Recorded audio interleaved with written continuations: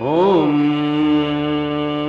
गजाननं भूतगणादिसेवितं कपीथजम्बूफलचारुभक्षणम् उमासुतं शोकविनाशकारकं नमामि विघ्नेश्वरं पादपङ्कजम्। ओम शांताकारं भुजगशयनं पद्मनाभं सुरेशं विश्वधारं गगनसदृशं मेघवर्णं शुभांगं लक्ष्मीकान्तं कमलनयनं योगीर्भिध्यानगम्यं वन्दे विष्णु भवभयहरं सर्वलोकैकनाथनम्। ओम गणाधिपत्य नमः। ओम गौरीपत्य नमः। ओम श्री रामाय नमः। ओम सूर्यादिनवग्रहेभ्यो नमः। ओम सर्वेभ्यो देवभ्यो नमः। ओम सर्वेभ्यो आवरण देवभ्यो नमः। पाद्यो पाद्यं समर्पयामि। अर्घ्यं समर्पयामि। आचमनीयं समर्पयामि। स्नानं समर्पयामि।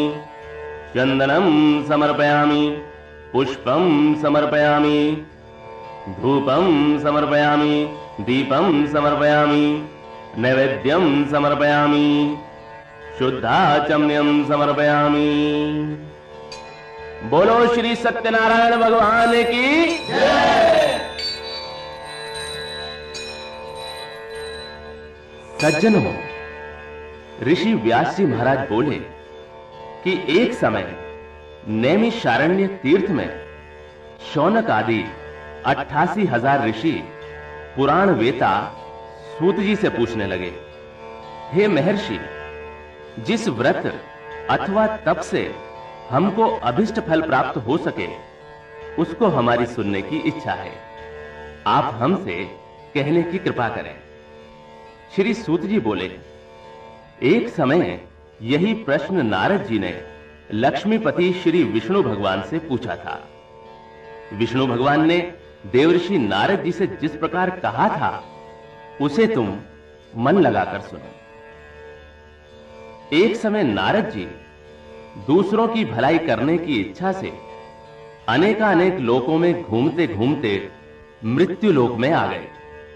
यहां आकर अनेक योनियों में उत्पन्न हुए समस्त मनुष्यों को तरह तरह के कलेशों और अपने अपने कर्मों से दुखी देखकर इन प्राणियों का दुख किस प्रकार दूर हो, ऐसा मन में विचार कर विष्णु लोक को चले गए।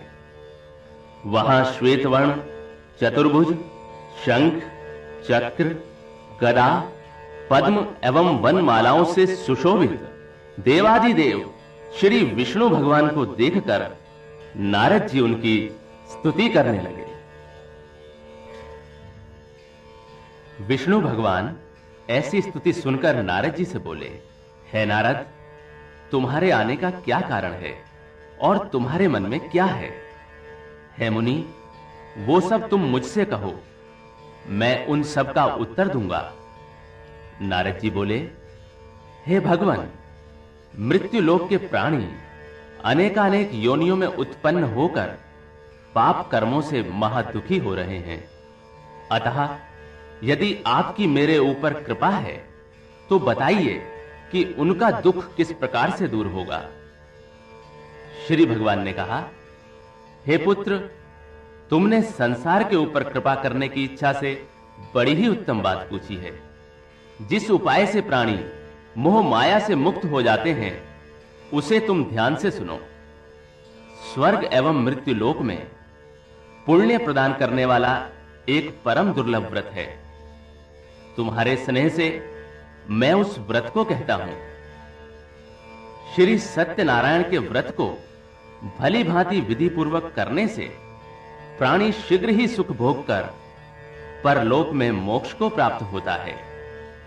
भगवान के ऐसे वचन सुनकर नारद ऋषि बोले, हे भगवान, उस व्रत का क्या फल और क्या विधि है एवं उस व्रत को किस किस ने किया तथा वो व्रत कौन से दिन करना चाहिए, ये सब विस्तार से कहने की कृपा करें। श्री भगवान बोले कि ये व्रत दुख और शोक आदि को शांत करने वाला, धन और धान्य को बढ़ाने वाला, सौभाग्य और संतान का देने वाला और सर्वत्र विजय का देने वाला है। और जिस किसी दिन मनुष्य भक्ति और श्रद्धा से युक्त हो, उसी दिन संध्या के समय श्री सत्यनारायण भगवान की पूजा करे, ब्राह्मण और बंधुओं सहित धर्म में तत्पर रहे, मिठाई, केले के पके फल, घी, दूध और गेहूं का आटा या चावल का आटा, शक्कर अथवा गुड़ ही लेकर संपूर्ण प्रसाद को भक्ति भाव से इकट्ठा करके भगवान का भोग लगावे तथा अपने बांधुओं सहित कथा सुन और ब्राह्मणों को दक्षिणा देने के पश्चात बंधु बांधुओं सहित ब्राह्मणों को भोजन करावे, फिर भक्ति से स्वयं प्रसाद भक्षण करे और श्री सत्यनारायण भगवान का ध्यान करके अपने स्थान को चला जाए।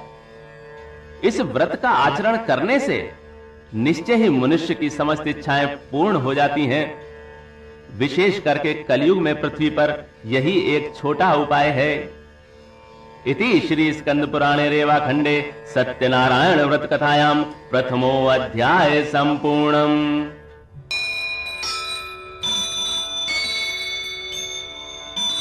बोलो श्री सत्यनारायण भगवान की जय।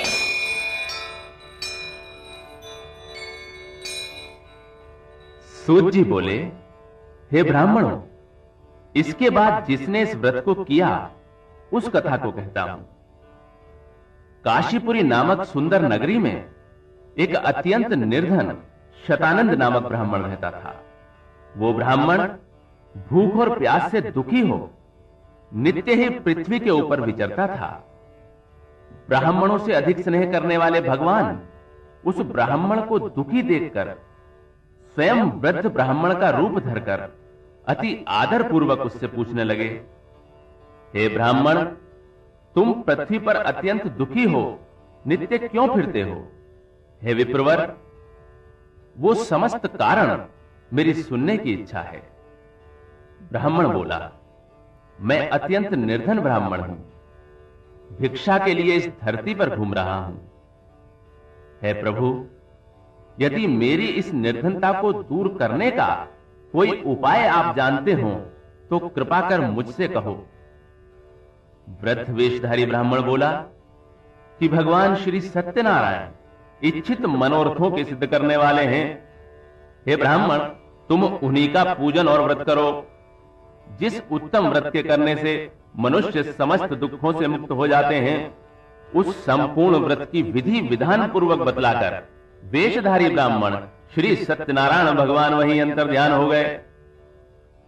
वृद्ध ब्राह्मण ने जो मुझसे कहा है उस व्रत को मैं करूंगा, ऐसा विचार करते हुए उस ब्राह्मण को सारी रात नींद नहीं आई और प्रातःकाल उठकर वो ब्राह्मण सत्यनारायण का व्रत करूंगा ऐसा संकल्प करके भिक्षा मांगने के लिए चल दिया।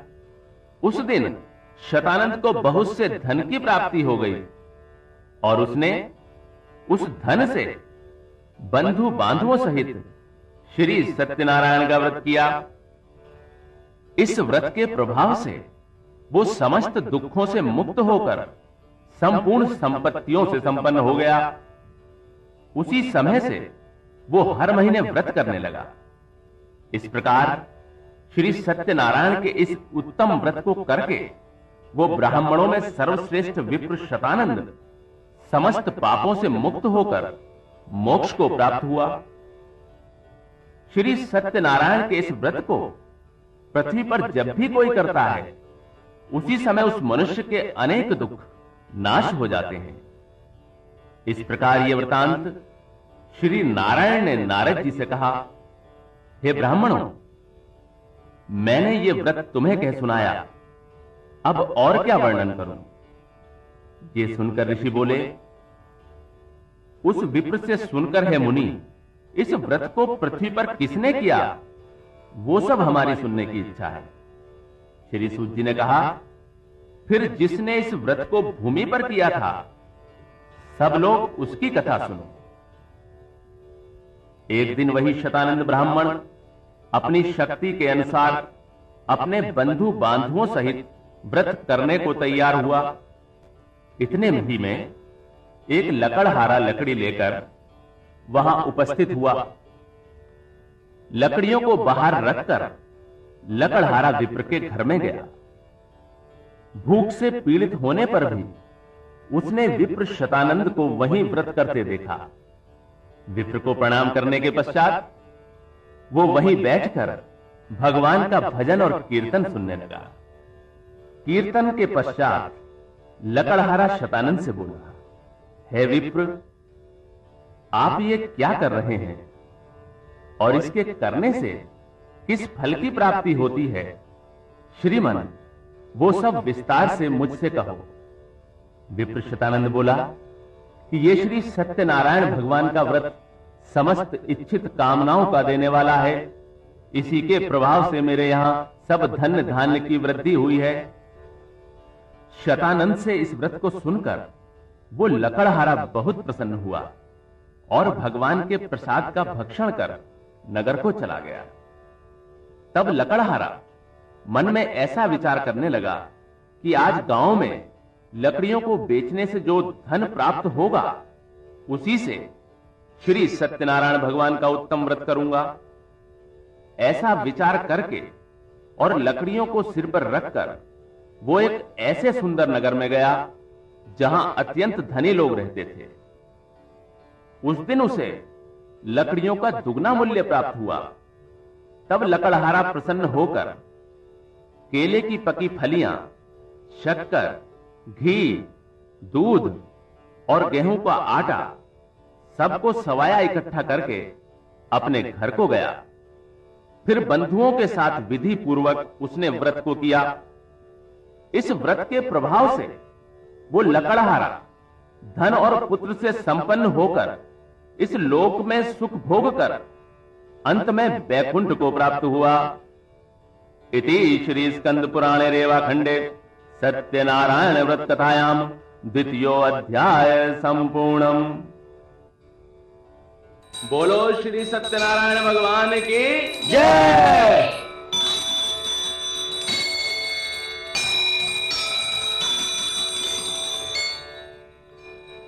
श्री सूत जी बोले, हे श्रेष्ठ मुनियों, अब आगे की कथा ध्यान लगाकर सुनिए। पूर्व काल में उल्कामुख नाम का एक महाबुद्धिमान राजा था। वो धर्मात्मा राजा नित्य मंदिरों में जाता था और ब्राह्मणों को धन देकर संतुष्ट करता था। उस राजा की लावण्यवती कमलवदनी पतिव्रता स्त्री थी। वे दोनों भद्रशिला नदी के तट पर श्री सत्यनारायण भगवान का व्रत कर रहे थे। इतने ही में एक साधु नाम का साहूकार वहां आकर उपस्थित हुआ। वो साहूकार व्यापार करने के लिए बहुत सा धन और परिवार सहित नाव को नदी के तट पर ठहरा कर राजा के पास पहुंचा और राजा को व्रत करते देख बड़ी ही नम्रता से पूछने लगा, हे राजन, भक्ति युक्त होकर ये आप क्या कर रहे हैं? ये सब मेरे सामने प्रकट करने की कृपा करें। मेरी इसे सुनने की बड़ी इच्छा है। राजा बोला, हे सज्जन वैश्य, मैं अतुल तेजस्वी विष्णु भगवान का पूजन कर रहा हूं और स्वजनों सहित पुत्रादि की कामना से उन्हीं का व्रत भी कर रहा हूं। राजा के वचन को सुन वैश्य ने आदर सहित कहा, हे राजन, इस व्रत का समस्त वृतांत मुझसे कहो। मैं भी आपका कहना करूंगा। हमारे भी संतान नहीं है और इस व्रत के करने से निश्चय ही होवेगी, ऐसा मुझे विश्वास है। उल्कामुख राजा ने श्री सत्यनारायण के व्रत का समस्त विधान साहूकार से कह सुनाया। व्यापार से फुर्सत पाकर प्रसन्न हो साहूकार अपने घर को गया और संतान के देने वाले उस उत्तम व्रत को अपनी स्त्री से कहा और कहा, जब मेरे संतान हो जाएगी तब मैं भी इस व्रत को करूंगा। इस प्रकार वैश्य साहूकार ने अपनी स्त्री लीलावती से संपूर्ण व्रत का महात्म्य कह सुनाया। एक दिन उसकी पतिव्रता स्त्री लीलावती सांसारिक धर्म में तत्पर हुई और श्री सत्यनारायण भगवान की कृपा से गर्भवती हो गई। 10वें महीने में उसने एक रत्न रूपी श्रेष्ठ कन्या को जन्म दिया और शुक्ल पक्ष के चंद्रमा की तरह वो कन्या दिन प्रतिदिन बढ़ने लगी। चंद्रमा की कला के समान बढ़ने के कारण ही उस कन्या का नाम कलावती रखा गया। तब एक दिन लीलावती अपने पति से मधुर वचन कहने लगी, हे स्वामी, आप जिस व्रत के करने का पहले संकल्प कर चुके हैं उसे क्यों नहीं करते? साहूकार बोला, हे प्यारी, मैं निश्चय ही कन्या के विवाह के समय श्री सत्यनारायण का यह व्रत करूंगा। इस प्रकार स्त्री को समझाकर नगर में व्यापार करने के लिए चला गया। तब वो कलावती नाम की कन्या पिता के घर में वृद्धि को प्राप्त होने लगी। तब एक दिन उस धर्मात्मा वैश्य ने नगर के बीच कन्या को सखियों के संग विवाह के योग्य देखकर उसका विवाह कर देने का विचार किया और स्त्री से सलाह करके शीघ्र ही दूत को रवाना किया। कन्या हेतु श्रेष्ठ वर ढूंढने के लिए वो दूत कंचनपुर नगर जा पहुंचा तथा वहीं से एक सुंदर वेश्य के पुत्र को ले आया। सुंदर और गुणवान वेश्य के पुत्र को देखकर और संतुष्ट होकर अपने बंधु बांधुओं सहित विधि विधान से उस वेश्य ने अपनी कन्या कलावती का विवाह उसके साथ कर दिया। किंतु दुर्भाग्यवश उस उत्तम व्रत को वो विवाह के समय करना भूल गया। इससे श्री सत्यनारायण भगवान उससे रुष्ट हो गए। इसके कुछ दिनों बाद वही वेश्य साहूकार जामाता सहित व्यापार करने के लिए समुद्र के निकट रत्नसारपुर नगरी में गया और वहीं पर जामाता सहित व्यापार करने लगा। जब वो दोनों चंद्रकेतु राजा के रमणीक नगर में गए तो उसी समय श्री सत्यनारायण भगवान ने इसे झूठा देखकर इसको श्राप दिया कि इसे महाघोर कठिन दुख होगा। एक दिन राजा का धन लेकर चोर वहां ही आए जहां पर दोनों वेश्य ठहरे हुए थे। चोर अपने पीछे पीछे दौड़ते हुए राजदूतों को देखकर और चित्त में भयभीत होकर इस धन को वहीं छोड़कर गायब हो गए। तब वे दूत वहां उन सज्जन वेश्यों के निकट आए और राजा के चुराए हुए धन को देखकर वेश्य पुत्रों को बांध ले गए तथा प्रसन्नता से राजा के समीप जाकर कहने लगे, प्रभु, हम दोनों चोरों को पकड़ लाए हैं, देखकर आज्ञा दीजिए। राजा की आज्ञा पाकर दोनों वेश्यों को मजबूत बंधन में बांधकर बिना विचारे हुए डाल दिया गया। श्री सत्यनारायण की माया से किसी ने उनका कहना नहीं सुना और राजा चंद्रकेतु ने उनका समस्त धन हरण कर लिया। उसी शाप से साहूकार की स्त्री लीलावती आधी व्याधि और भूख प्यास से अत्यंत दुखी होकर अन्न की चिंता में व्याकुल हुई घर घर फिरने लगी। कलावती भी नित्य घर में भिक्षा मांगती फिरने लगी। एक दिन वो कन्या क्षुधा से व्याकुल होकर ब्राह्मण के घर पहुंची और वहां श्री सत्यनारायण का व्रत होते देख उसने वहीं बैठकर कथा सुनी तथा श्री सत्यनारायण का प्रसाद भक्षण कर रात्रि में घर गई तो उसकी माता कलावती से प्रेम सहित पूछने लगी कि हे पुत्री, इतनी रात्रि तक तू कहां थी और तेरे मन में क्या है? तब कलावती कन्या तुरंत माता से कहने लगी, हे माता, मैंने ब्राह्मण के घर सब मनोरथ सिद्ध करने वाला एक व्रत देखा है। कन्या के ऐसे वचन सुनकर साहूकार की स्त्री प्रसन्न होकर कन्या कलावती के साथ श्री सत्यनारायण भगवान से प्रार्थना करने लगी। प्रार्थना के बाद लीलावती ने बंधु बांधवों सहित श्री सत्यनारायण भगवान का व्रत किया और यह वर मांगा कि मेरे पति और जामाता शीघ्र ही घर लौट आवें।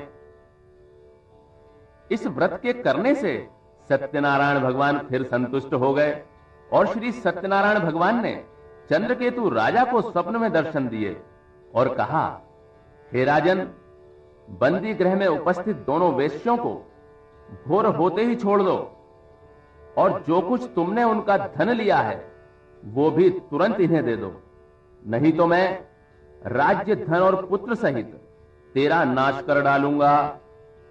इस प्रकार भगवान राजा से कहकर अंतर्ध्यान हो गए। अगले दिन प्रभात होते ही राजा ने स्वजनों सहित सभा के बीच बैठकर लोगों से अपना स्वप्न कहा और आज्ञा दी कि बंधन में पड़े दोनों महाजन पुत्रों को तुरंत छोड़ दिया जाए।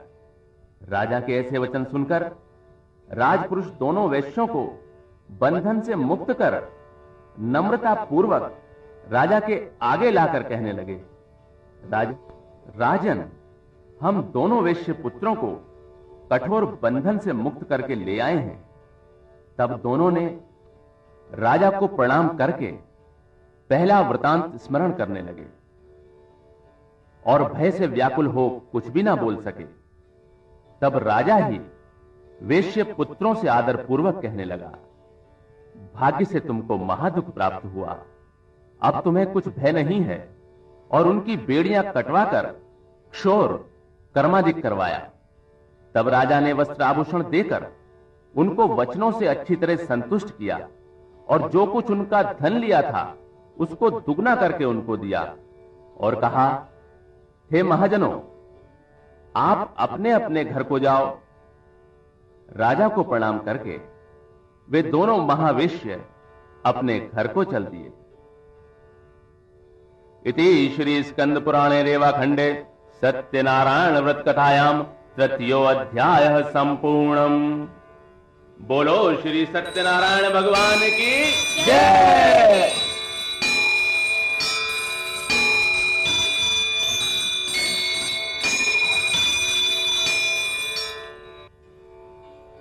श्री सूत जी बोले, साहूकार ने मंगल विधान पूर्वक यात्रा प्रारंभ की और ब्राह्मणों को धन देकर अपने नगर को प्रस्थान किया।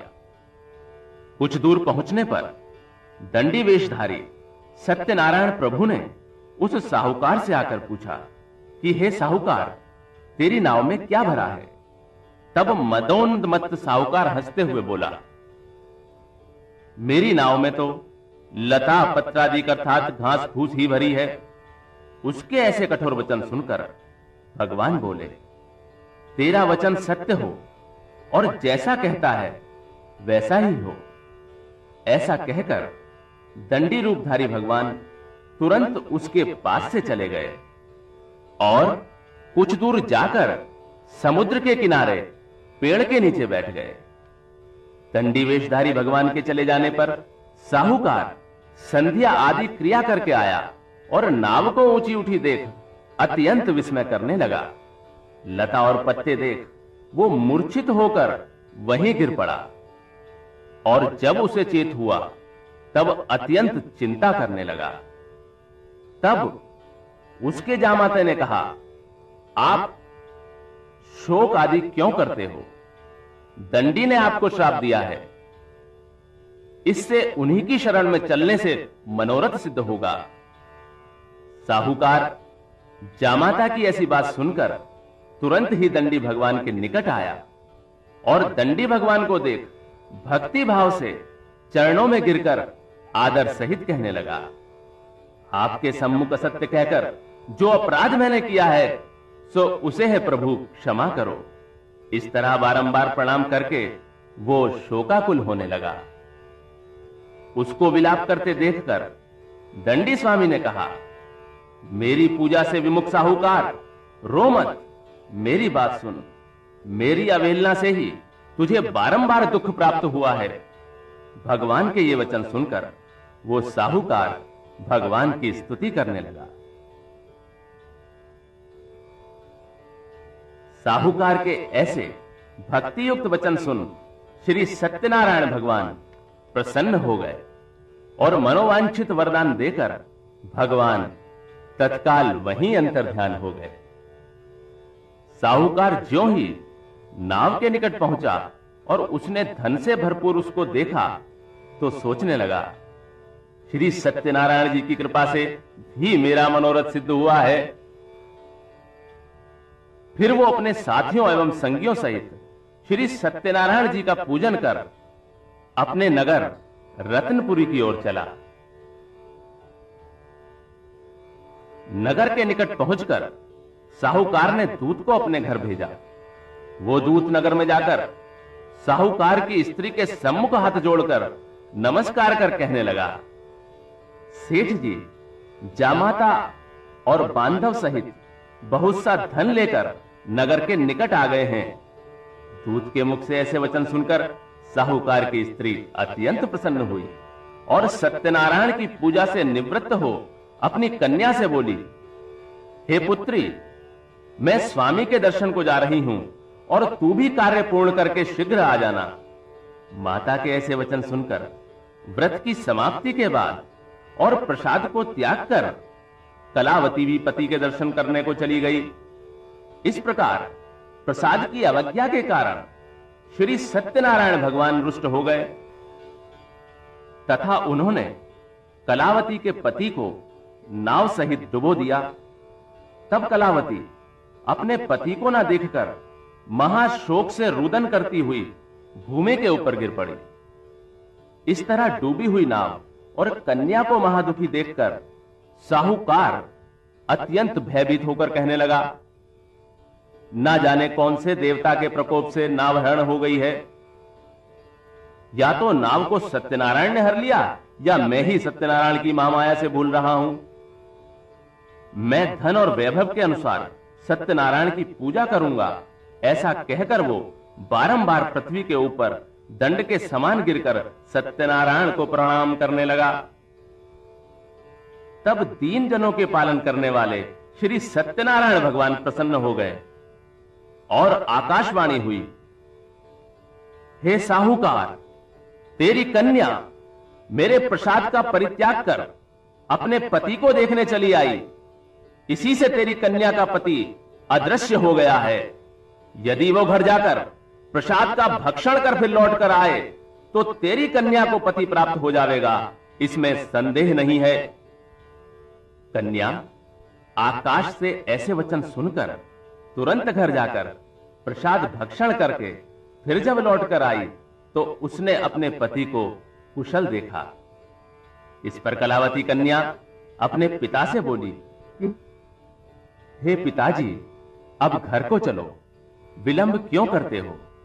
कन्या के ऐसे वचन सुनकर साहूकार ने प्रसन्न होकर श्री सत्यनारायण का पूजन विधि विधान से किया। उस दिन से वो साहूकार हर पूर्णिमा तथा संक्रांति को श्री सत्यनारायण भगवान का पूजन नियम पूर्वक करने लगा, जिसके कारण वो इस लोक में सुख भोग कर अंत समय श्री सत्यनारायण भगवान के बैकुंठ धाम को चला गया। इति श्री स्कंद पुराणे रेवाखंडे सत्यनारायण व्रत कथायाम चतुर्थो अध्याय संपूर्णम। बोलो श्री सत्यनारायण भगवान की जय। श्री सूत जी बोले, हे मुनीश्वरों, इसके आगे की कथा बड़े ही ध्यान से सुनने की है। प्रजा के पालन पोषण में लीन तुंगध्वज नाम का एक राजा था। उसने श्री सत्यनारायण के प्रसाद को त्याग कर घोर दुख पाया। एक समय वो राजा शिकार के दौरान बहुत से पशुओं को मारकर बरगद के पेड़ के नीचे गया तो उसने देखा कि उससे थोड़ी ही दूरी पर संतोष और भक्ति भाव से भरपूर बांधुओं सहित गोप ग्वाले श्री सत्यनारायण भगवान का पूजन कर रहे हैं। उस समय वो अपने अहंकार के वशीभूत होकर ना वहां गया और ना ही उसने प्रणाम किया। जब ग्वालों ने श्री सत्यनारायण के प्रसाद को राजा के सामने रखा तो राजा ने प्रसाद का परित्याग कर अपने घर को चला। इससे उसने अत्यंत ही कष्ट पाया। राजा के 100 पुत्र, धन धान्यादिक जो कुछ भी था वो सभी नष्ट हो गया। तब राजा ने निश्चय किया कि वो ये सब श्री सत्यनारायण का ही किया हुआ है। इस कारण मैं वहां ही जाऊंगा जहां सत्यनारायण का पूजन हो रहा है। मन में ऐसा विचार करके वो राजा ग्वालों के समीप आया। वहां उसने भक्ति और श्रद्धा से ग्वालों के साथ श्री सत्यनारायण का विधि सहित पूजन किया। तत्काल ही वो राजा श्री सत्यनारायण की कृपा से फिर से धन और पुत्रों से संपन्न होकर नाना प्रकार के सुख भोग कर अंत समय वैकुंठ को प्राप्त हुआ। जो नर नारी परम दुर्लभ इस सत्यनारायण के व्रत को करते हैं और भक्ति के साथ तत्काल फलदायिनी इस पवित्र कथा को सुनते हैं, उनको सत्यनारायण की कृपा से धन एवं धान्य आदि की प्राप्ति होती है। निर्धन को व्रत करने तथा कथा सुनने से धन की अवश्य प्राप्ति होती है और बंधन में बंधे हुए प्राणी बंधन से मुक्त होते हैं। भयभीत पुरुष भय से छूट जाते हैं, इसमें संदेह नहीं है। व्रतकर्ता और श्रोता संसार में मनवांछित सुखों को भोग कर मृत्यु के समय स्वर्ग को चला जाता है। हे ब्राह्मणों, मैंने तुमसे ये श्री सत्यनारायण का व्रत वर्णन किया, जिस व्रत के करने से मनुष्य समस्त दुखों से छूट जाते हैं। सत्यनारायण की पूजा कलयुग में विशेष फलदायिनी है।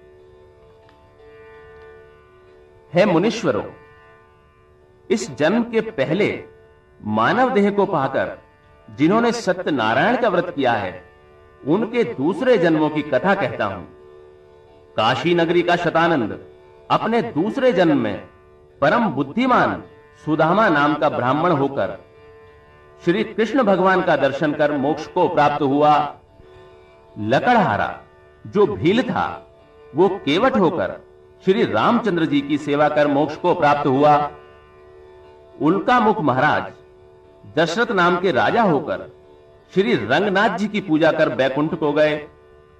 साधु नाम का धर्मात्मा साहूकार दूसरे जन्म में मोरध्वज राजा हुआ, जिसने अपने पुत्र को चीरकर तथा उसे ब्राह्मण रूपधारी श्री कृष्ण को देकर मोक्ष को प्राप्त किया। तुंगध्वज राजा दूसरे जन्म में स्वयंभू मनु हुए, जो भगवान के परम भक्त बनकर बैकुंठ को प्राप्त हुए। इस प्रकार जो मनुष्य श्री सत्यनारायण भगवान के व्रत की कथा का श्रवण करते हैं, वे सांसारिक बंधनों से मुक्त होकर मोक्ष को पाते हैं, इसमें किंचित भी संदेह नहीं है। इति श्री स्कंद पुराणे रेवाखंडे सत्यनारायण व्रत कथायाम पंचमो अध्याय समाप्त। बोलो श्री सत्यनारायण भगवान की जय।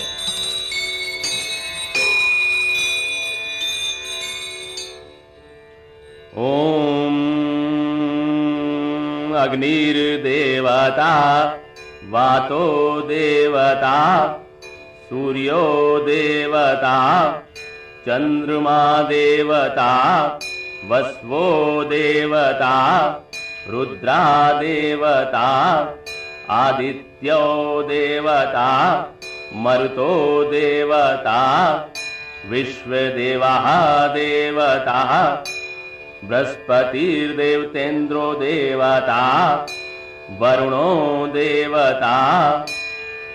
ओम द्यो शांतिरंतरिक्ष शांति पृथ्वी शांतिरावः शांतिरोषधयः शांति वनस्पत्यः शांति विश्वदेवः शांति ब्रह्म शांति सर्वंग शांति शांतिरेव शांति सामा शांतिरेधि।